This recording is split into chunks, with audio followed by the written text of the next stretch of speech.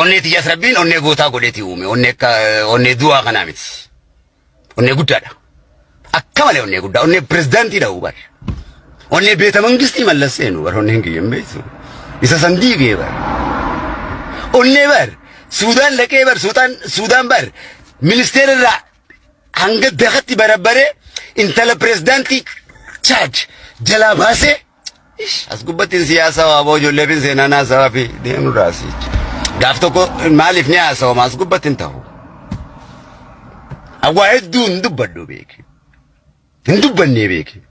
waan dhorkaadha waan ta'eef miidiyaarra waggaa meeqa eegaan dhufe as gubbaa feesbuuka waggaa meeqa ilmi namaa ka fayyadamutti jiru san dura naaf hin ayyamamu waan feesbuuka waggaa shanii waggaa meeqa eegaan feesbuuka banaddeen eegaan Ameerikaa dhufe na ayyamame malee biyyatti naaf hin ayyamamu maaliif na sakattaanii na barbaadanii feesbuukaan na qabuu danda'u konnekshinii waa hedduutu jira gaa namni naa wajjin qunnamuu qabu akka seera qabsooti.